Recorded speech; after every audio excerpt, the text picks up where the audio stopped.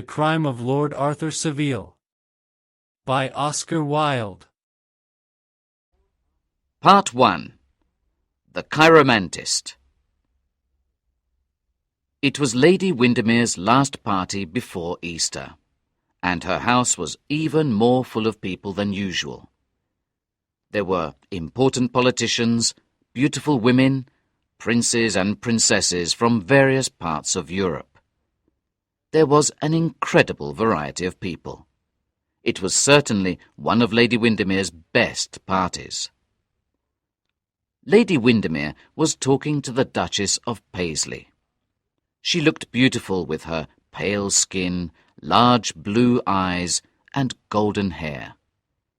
Her hair was like a frame, and her face was the picture.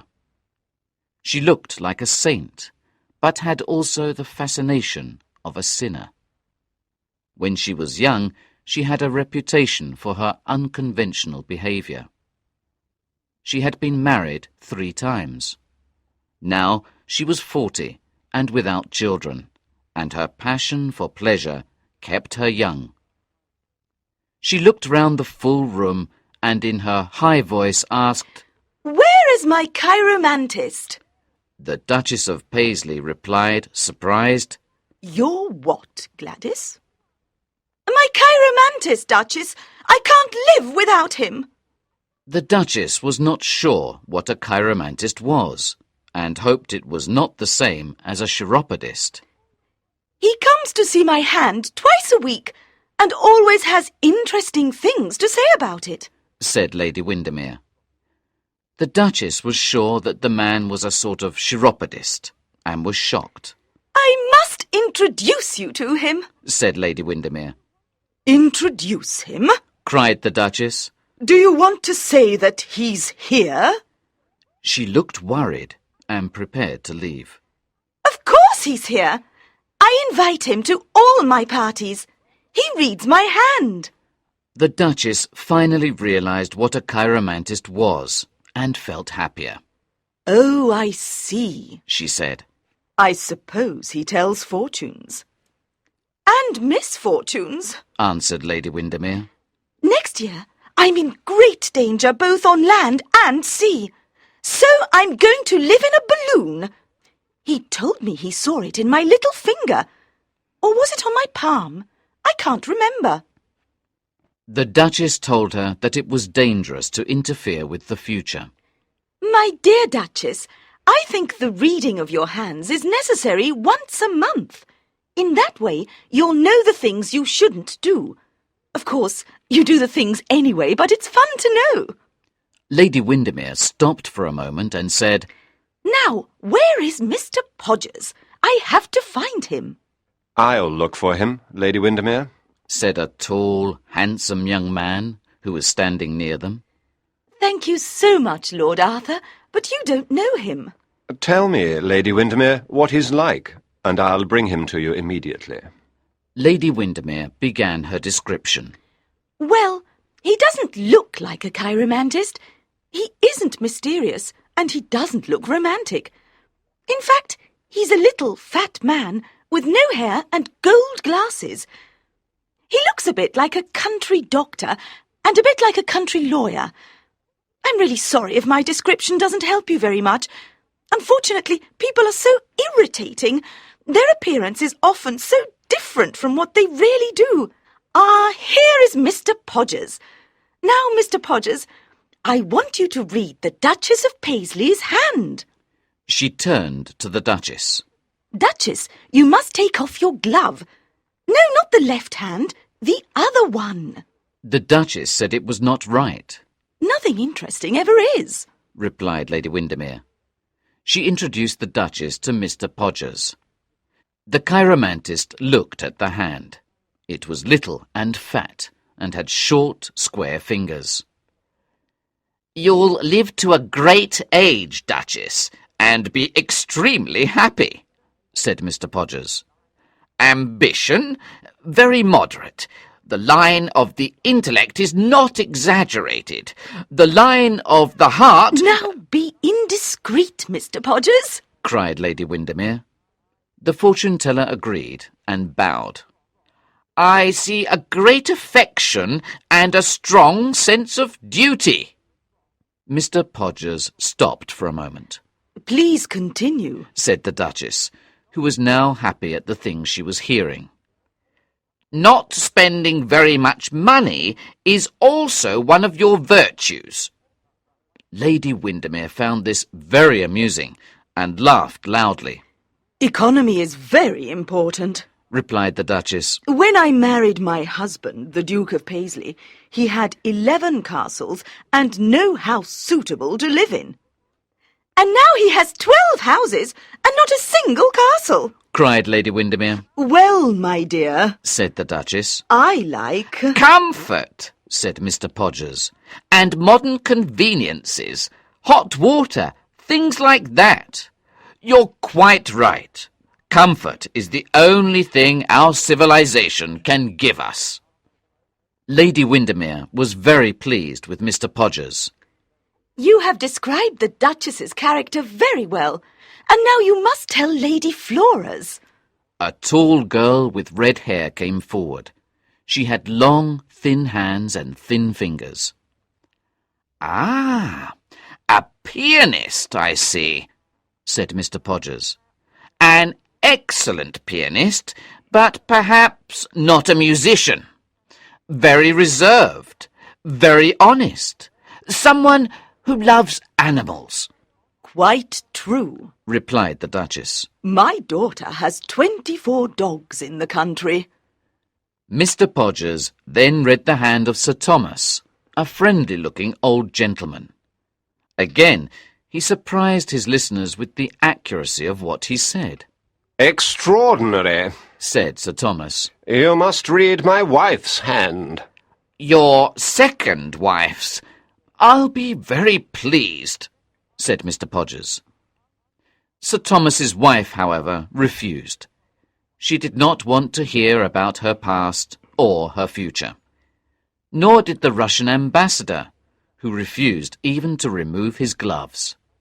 In fact, many people seemed afraid of the strange little man in the gold glasses.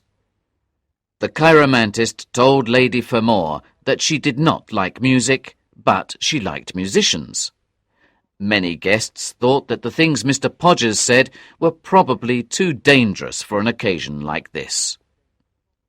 Lord Arthur Savile was watching Mr. Podgers with interest. He wanted the man to read his hand, but was too timid to ask directly. He crossed the room to where Lady Windermere was sitting and said, Lady Windermere, do you think Mr. Podgers will read my hand? Of course, said Lady Windermere. That's why he's here. But be careful, Lord Arthur. I'm having lunch with Sybil tomorrow, and if Mr. Podgers discovers terrible things about you, I'll tell her everything. Lord Arthur smiled and shook his head. I'm afraid not, he said. Sybil knows me as well as I know her. Lady Windermere called Mr. Podgers, who, at that moment, was reading a lady's hand.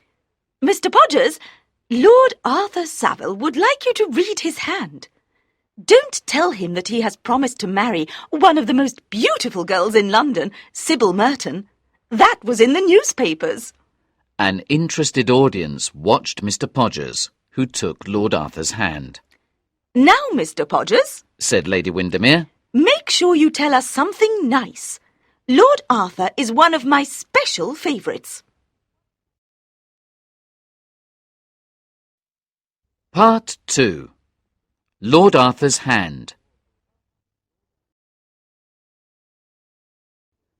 When Mr. Podgers saw Lord Arthur's hand, he went pale and said nothing. He was sweating, and his fat fingers were cold and wet. Lord Arthur saw Mr. Podgers's agitation, and for the first time in his young life, he was afraid. He wanted to run out of the room, but he also wanted to know what horrible things were waiting for him. I'm waiting, Mr. Podgers, he said. We're all waiting, cried Lady Windermere. The chiromantist did not reply. Suddenly, Mr. Podgers let go of Lord Arthur's right hand and took the left one. He examined it so closely that his gold glasses almost touched the palm. For a moment his face became a white mask of horror. He then recovered his self-control and, pretending to smile, said, "It is the hand of a charming young man." Of course it is, answered Lady Windermere. but will he be a charming husband? We want details, Mr. Podgers.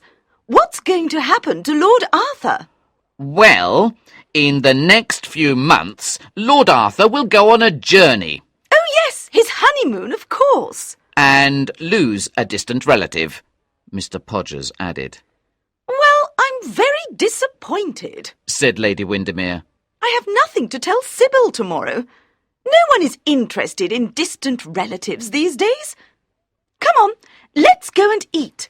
If there's anything left to eat, of course. The Duchess, her daughter Flora, and Sir Thomas walked towards the dining room. At the same time, Lord Arthur Savile remained standing where he was. He felt that something unpleasant was coming into his life. He looked at his lovely sister, who was walking past him. He did not notice that Lady Windermere was calling him to follow her. He thought of Sybil Merton, and the idea that anything could separate them brought tears to his eyes. He could not move. He had lived a life of luxury and fortune.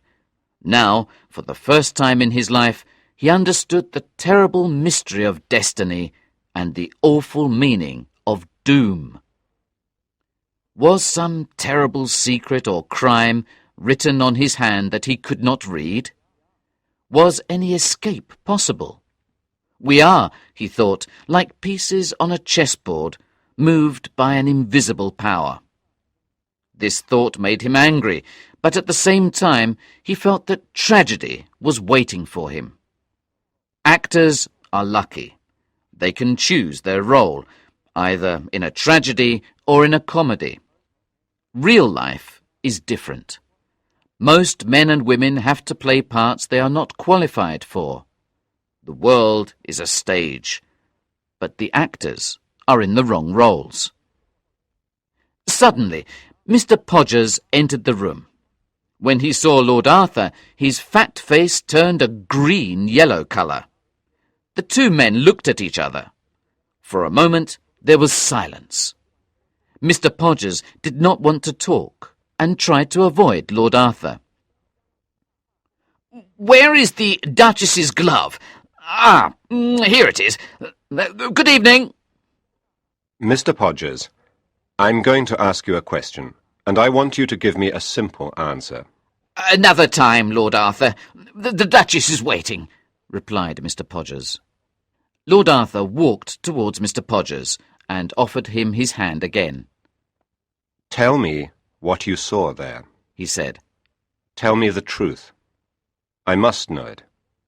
I'm not a child. Mr. Podgers played nervously with his watch chain. "Why do you think I saw anything in your hand, Lord Arthur?" I know you did. I insist you tell me. I'll pay you £100. Mr. Podgers looked interested. "Guineas?" said Mr. Podgers in a low voice. Certainly. I'll send you a cheque tomorrow. What is your club? "I have no club at present, Lord Arthur. This is my address." Mr. Podgers gave Lord Arthur his card. Mr. Septimus R. Podgers, professional chiromantist, 103A, West Moon Street. "My hours are from 10 to 4, with reductions for families," Mr. Podgers said. Be quick, cried Lord Arthur. He looked very pale and showed him his hand. "It will take a little time, Lord Arthur. Please sit down." Lord Arthur was now angry. Be quick, sir, cried Lord Arthur a second time. Mr. Podgers smiled and pulled a small magnifying glass out of his pocket. He cleaned it carefully with his handkerchief. "I'm ready," he said. Part 3. Murder.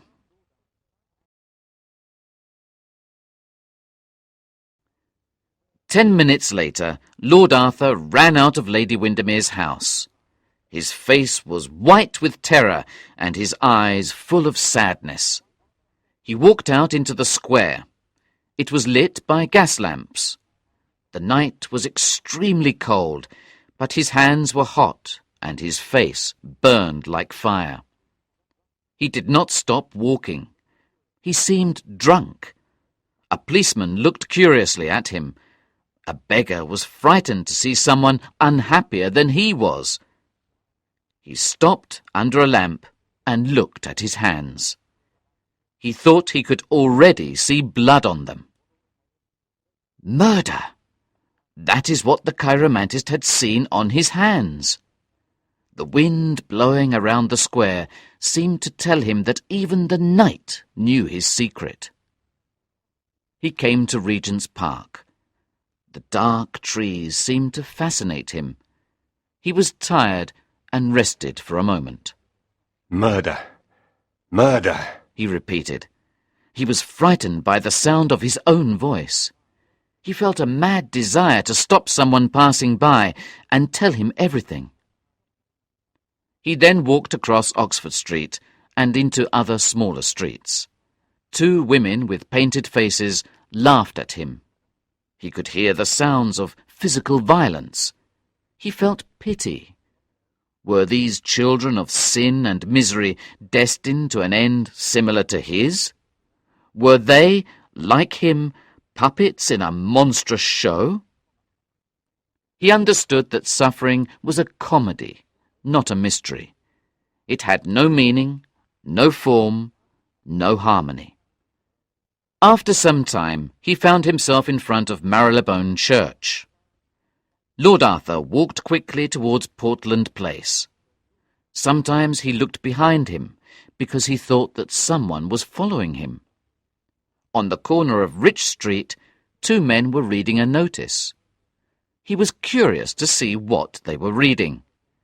He saw the word murder printed in big black letters. It was a notice that offered a reward for any information about a man of medium height, between 30 and 40 years of age, with a scar on his right cheek. The last time this man was seen, he was wearing a hat, a black coat, and brown trousers. He read it again and again. Will they catch him? How did he get the scar? Will people read my name on the walls of London one day? He thought. This idea horrified him. He walked on in the dark, but did not know where he wanted to go. He remembered vaguely walking through poor, dirty streets. When day came, he was in Piccadilly Circus. He walked towards Belgrave Square and saw the great wagons pulled by horses bringing fruit to Covent Garden Market. The men riding the big grey horses had pleasant, sunburnt faces and shouted happily to each other. He saw a fat boy wearing an old hat with flowers in it. He was laughing. There were lots of vegetables in the wagons. The green vegetables contrasted with the pink of the early morning sky. Lord Arthur was moved by the scene, but he could not say why. The beauty of the new day seemed to him sadly pathetic. The days start in beauty, but end in a storm, he thought. These men from the country saw a different London, a London free from the sin of night and the smoke of the day. He asked himself what these people knew about the city, its splendour, its shame, its joys, its hunger. London, to them, was probably just a market where they sold their fruit and their vegetables. They stayed only a few hours and then left. It gave him pleasure to watch them. He felt that they had lived with nature and because of this had learned peace. He wanted their innocence. When he reached Belgrave Square, The sky was pale blue, and the birds were beginning to sing.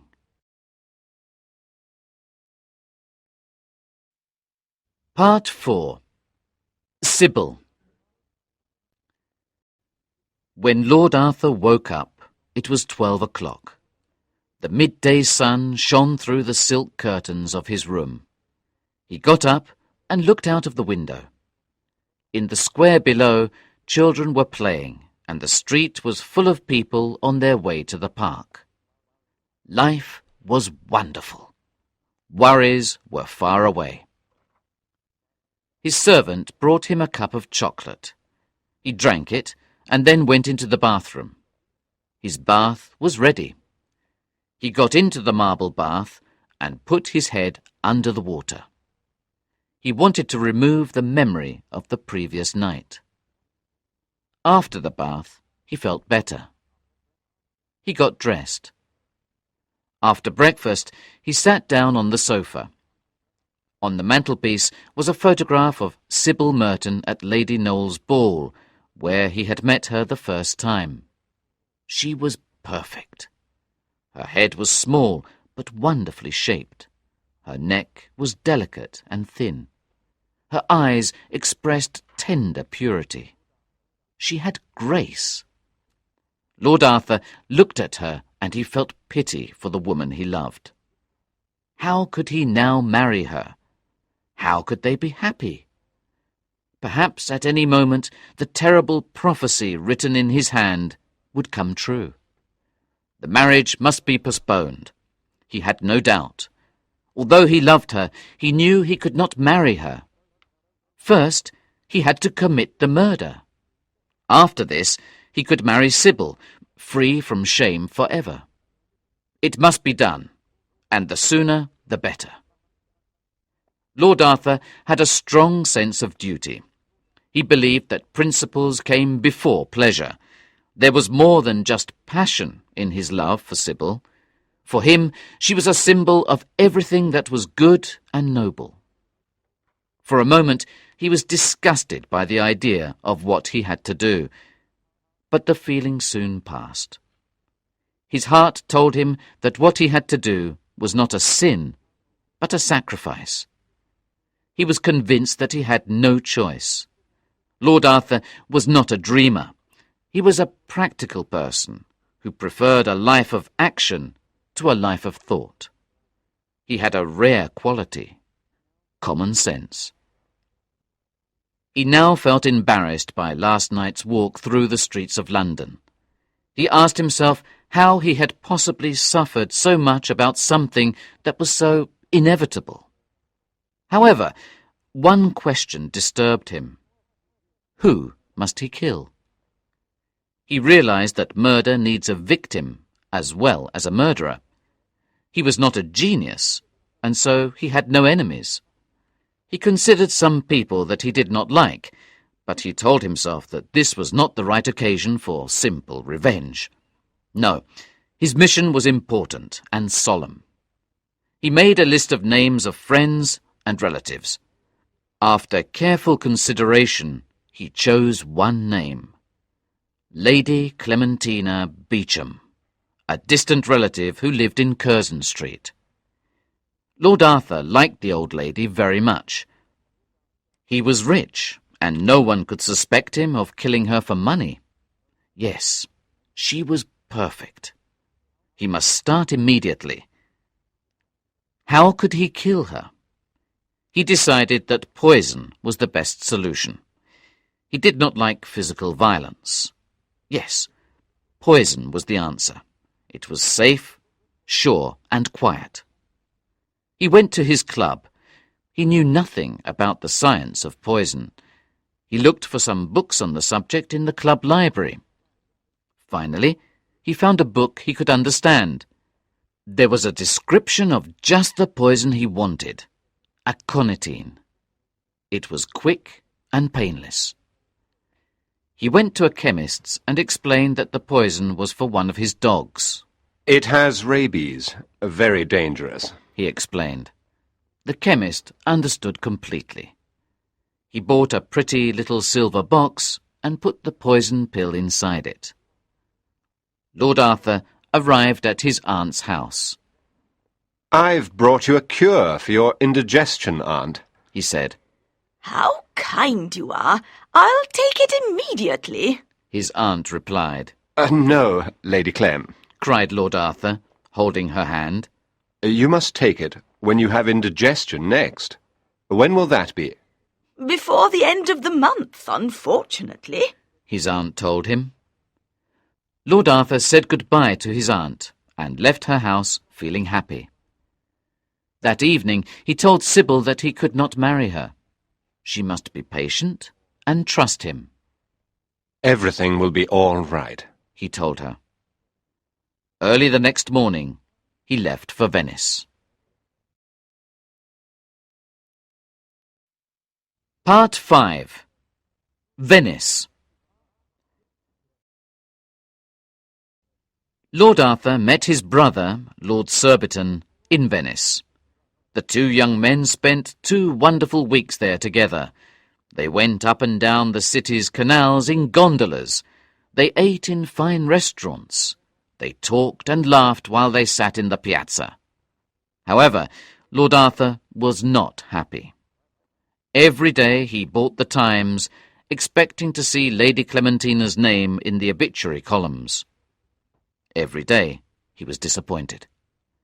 Had some accident happened to her? Sybil also worried him, but for a completely different reason. Her letters were full of love, but they were also very sad. He began to think that their separation was forever. One morning at the hotel, the owner brought him some telegrams. One of them changed his mood. His plan had been successful. Lady Clementina had died. He decided to return to London immediately. He sent a telegram to Sybil telling her to prepare for his return in a few days' time. He received a letter from Lady Clementina's solicitor. The old lady had died after dinner with friends. She had gone home early, complaining of indigestion. The solicitor also informed Lord Arthur that Lady Clementina had left him her little house in Curzon Street. How kind of the old lady! For a moment he felt angry with Mr. Podgers. It was, after all, his responsibility. Then he thought of Sybil. He had done his duty, and this gave him peace and comfort. When he arrived in London, he was a happy man. When Lord Arthur saw Sybil, she asked him to promise never to leave her again. Their wedding day was fixed for the 7th of June. Life was bright and beautiful again, and Lord Arthur felt the same happiness he had felt before Mr. Podgers's prophecy. One day he and Sybil were tidying the old lady's house in Curzon Street when Sybil found something. "What have you found, Sybil?" said Lord Arthur happily. This lovely little silver box, Arthur. Isn't it beautiful? Can I have it? Lord Arthur was shocked. He had almost forgotten about what he had done. What a strange coincidence that Sybil was the first person to remind him. "Of course you can have it, Sybil. I gave it to poor Lady Clem." Can I have the sweet inside, too? "Sweet, Sybil? What do you mean?" replied Lord Arthur, now pale and worried. Arthur, what's the matter? You look so white. Lord Arthur quickly went to Sybil and took the box. Inside was the pill. Lady Clementina had died a natural death. He had not murdered anyone. In despair, he threw the pill into the fire and asked Sybil to postpone the wedding a second time. Part 6. The Clock.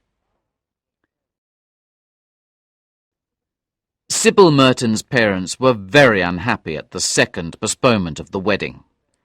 Sybil's mother tried to persuade her daughter not to see Lord Arthur again. Sybil loved her mother, but she trusted Lord Arthur completely and could never consider a life without him. Lord Arthur, too, was terribly disappointed. For several days he did not know what to do. Poison had not worked. Dynamite, something explosive, was the only solution. So he checked his list of names and decided to blow up his uncle, the Dean of Chichester. The Dean was a man of culture and had an impressive collection of clocks, ancient and modern. Lord Arthur thought that this hobby was an excellent opportunity for the murder. But where could he find an explosive clock? Suddenly he thought of his young Russian friend, Count Rouvaloff. They had met at one of Lady Windermere's parties. The Russian was in England to study, but Lord Arthur knew that his friend had strong revolutionary ideas. Many people suspected that Rouvaloff was a secret agent. He's the right man, Lord Arthur thought. One morning, Lord Arthur visited Rouvaloff in Bloomsbury, where the Russian lived. So you've become interested in politics? Asked Count Rouvaloff. Lord Arthur replied that he had no interest in politics at all. I want your help, said Lord Arthur. I need some explosives. The Count looked at him with surprise. He then wrote an address on a piece of paper. Scotland Yard would be very happy to have this address, Rouvaloff said. They won't have it, replied Lord Arthur, shaking his friend's hand. He said goodbye. In the street, Lord Arthur looked at the piece of paper. His next destination was Soho. Shortly after, he reached Soho and walked down Greek Street. He saw a small green house. Lord Arthur knocked on the door. It was opened by a German called Winkelkopf. Good morning, said Lord Arthur. My name is Mr. Robert Smith. Count Rouvaloff gave me your name. I need an explosive clock. Pleased to meet you, Lord Arthur, the man replied. I saw you at one of Lady Windermere's parties. Herr Winkelkopf offered Lord Arthur some excellent German wine. Who do you want to kill? He asked. The Dean of Chichester. Oh dear, I didn't think you had strong views against religion. I don't, said Lord Arthur. I know nothing about religion. The question is purely personal. The German showed Lord Arthur a small piece of dynamite and a pretty little clock. Perfect, cried Lord Arthur. How does it work? That is my secret, answered Winkelkopf. You tell me when you want it to explode, and I'll set it for you. Friday at noon, said Lord Arthur. The Dean is always at home at that time. Lord Arthur asked the price. The German accepted payment only for the dynamite, the clock, and the transport to the Dean's house. And for your trouble? Asked Lord Arthur. I don't work for money. I live for my art, the German said. Lord Arthur waited for Friday in great excitement. Finally, the day arrived. At 12 o'clock, Lord Arthur waited in his club for news of an explosion and the Dean of Chichester's death. The news did not come. Lord Arthur was very disappointed. The next day, he visited Herr Winkelkopf. The German apologized. Quality is such a problem these days, he said. 2 days later, while at home, his mother showed him a letter she had received from Chichester. Your cousin Jane writes such amusing letters, she said. Lord Arthur read this letter from the Dean of Chichester's daughter. My dearest aunt, thank you for the material you sent me for my dressmaking. How kind you are. What fun we have had this week. Last Thursday, some unknown person sent my father a pretty little clock. It arrived from London. The sender is probably someone who admires my father. We put the clock on the mantelpiece in the library. Can you believe that it makes little explosions? We think it is probably a very original type of alarm clock. My little brother, Reggie, has bought some gunpowder and plays with it all day. Daddy is a bit irritated by the noise. Do you think Arthur would like one for a wedding present? Daddy sends his love, and so do my brothers, James and Reggie. Please give my regards to my cousin Arthur. Your affectionate niece, Jane. Part 7. Destiny. Lord Arthur was desperate. He ran to his room, tears in his eyes. He had tried to commit murder, but he had failed both times. It was so difficult to be good, he thought. Perhaps he should not marry Sybil. He felt that he was not able to control his destiny. That evening he went to his club.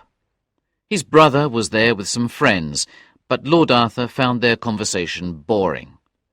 Later he left the club and walked down to the Thames. He sat by the river for hours. In the moonlight, the city slowly became quiet.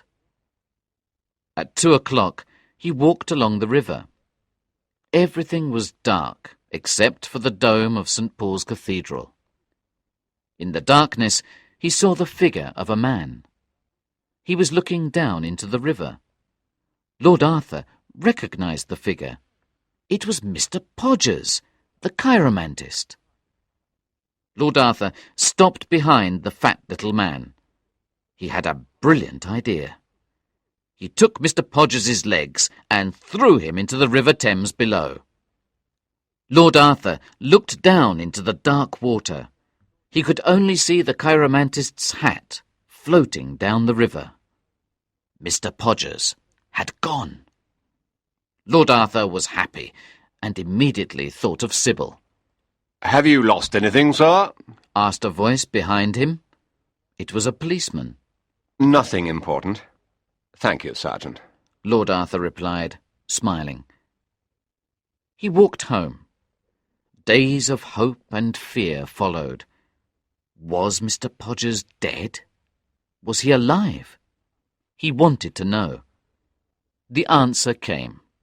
In his club, Lord Arthur saw this newspaper headline: "Suicide of a chiromantist." They had found Mr. Podgers's body. Suicide was the obvious cause of death. Lord Arthur ran out of his club. He went immediately to Sybil's house. When she saw him, she knew he had good news. "Sybil," cried Lord Arthur, "let's get married tomorrow." Part 8. The Wedding. The wedding took place 3 weeks later. The Dean of Chichester read the service. Everyone agreed that Lord Arthur and Sybil were not only a beautiful couple, but a happy one too. Lord Arthur had no regrets, and Sybil was a perfect partner. They loved each other greatly. Reality did not kill romance, and so they always felt young. Some years later, Lady Windermere visited them. They now had 2 beautiful children, a boy and a girl. In the garden, Lady Windermere and Sybil were talking. Do you remember Mr. Podgers? Lady Windermere asked. What a horrible man he was! He wanted to borrow money from me. He was an impostor, too. I never believed in chiromancy after him. Never criticize chiromancy here, Lady Windermere, Sybil replied. Arthur believes in it totally. I don't believe it, said Lady Windermere. Here he is now. You can ask him. Sybil smiled at her husband. Lord Arthur, tell me why you believe in chiromancy, demanded Lady Windermere. "Because it gave me all the happiness of my life," said Lord Arthur. "It gave me Sybil," he added. What nonsense! Cried Lady Windermere. I've never heard such nonsense in all my life.